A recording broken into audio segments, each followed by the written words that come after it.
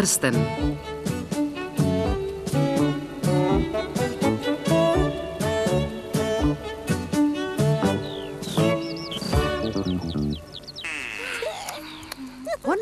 Едно утро Вили Кваква спиеше во длабок сон кога слушна како некој се смее и го вика.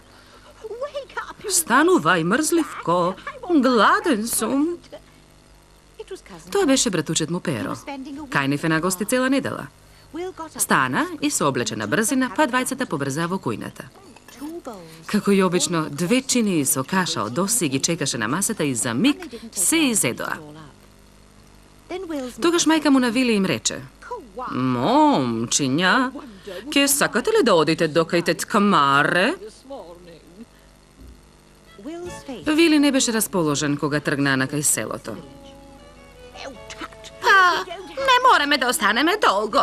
А може би ке не почести со торта од пајаци, рече Пере. Имаше право. Тетка Маре толку им се израдува и им даде по едно големо парче торта од пајаци со крем од полжави, дури и по една паричка. Не можеа да не поминат покрај продавницата на Гицо и да не ги потрошат.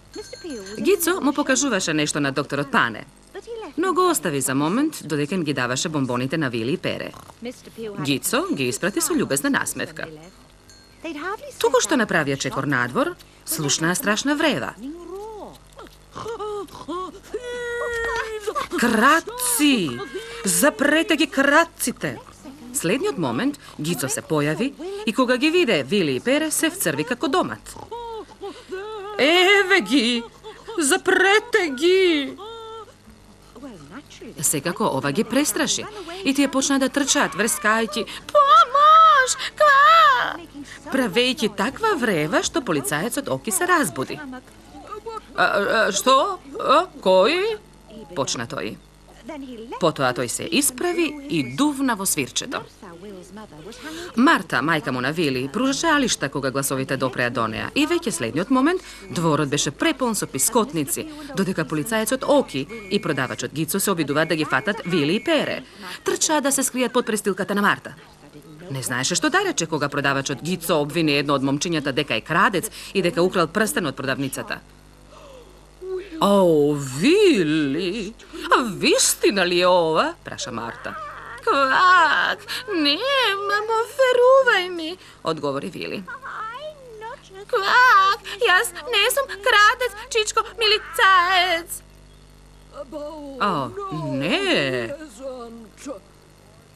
Тоа беше докторот Пане, кој виде што се случи и дојде кај нив. Знаете, јас го зедов прстенот. Вие? Сите изненадено извика. Да, па, размислував да ја купам прстен на жена ми за роден ден. Одбрав еден и го изнесов на светлина за да го видам подобро. Еве го, погледнете го, рече докторот Пане. Секако на полицајецот Оки и на продавачот Гицо многу им беше жал што ги посрамотија Вили и Пере. И Гицо ги покани во продавницата да ги почести со бомбони. Кога Вили и Пере си легнаа таа ноќ, Пере не можеше никако да заспие, спомнувајќи си како продавачот Гицо ги почести со бомбони. Добра ноќ, квак!